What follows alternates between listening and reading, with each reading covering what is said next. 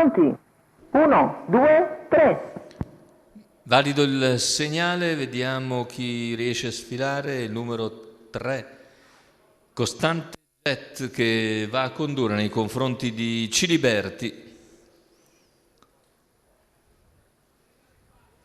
A largo insiste Ciliberti con Cimbrogas che serra sotto invece lungo la corda. Numero dopo 214,9 l'attacco di Ciliberti. Numero 7 Caroso Light Jet concede squalificato. strada e così se ne vanno i primi 400. Deve spendere però un 29,3 Ciliberti per superare Costante Jet e guidare quindi al completamento della dritta delle tribune.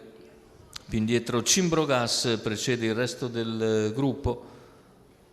Intanto 44,4 i primi 600 di gara. Si è marciato fin qui piuttosto svelti, ora cerca di moderare l'andatura Vincenzo Pisquaglio dell'Annunziata, completa il giro iniziale in 59,7.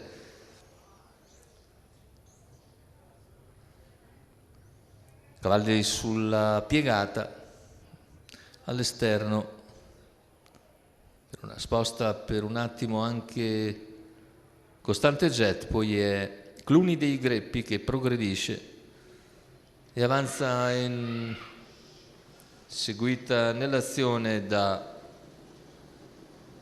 Crisper, mentre anche Carlo Sopì ha preso posizione esterna.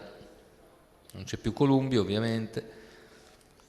Tanto continua Ciliberti a guidare nei confronti di Costante Jet, all'esterno Cluny dei Greppi, poi Crisper, Carlo Soppi che viene via in terza ruota a 500 dalla conclusione. Intanto attacco deciso di Cluny dei Greppi che si avvantaggia su Ciliberti quando siamo a 400 dalla conclusione. Avanza anche Carlo Soppi, poi dalle retrovie prova a mettersi in luce anche Corcovado. Intanto completamento della curva finale con Cluny dei Greppi in vantaggio. Carlo Soppi però insiste nel suo affondo, sembra in grado di poter passare già all'ingresso addirittura d'arrivo. Passa Carlo Soppi, cerca ancora la difesa Cluny dei Greppi, poi più indietro c'è Costante Jet insieme a Corcovado e a Cimbrogas. Vince Carlo Soppi, secondo posto per Cluny dei Greppi, al terzo dovrebbe essere Costante Jet. 1,15,9 il ragguaglio sul doppio chilometro per Carlo Sopì che rendeva un nastro Cesare Ferranti in sediolo. Training di Enrico Fiaschi. Andiamo a rivedere le battute conclusive. Carlo Sopì che dimostra di andare veramente molto molto forte. Vince su Cluny dei Greppi che corre a sua volta molto bene e al terzo conclude Costante Jet. 9-8-3 l'ordine d'arrivo, naturalmente ancora ufficioso per quanto riguarda la quinta corsa dell'Arcoveggio.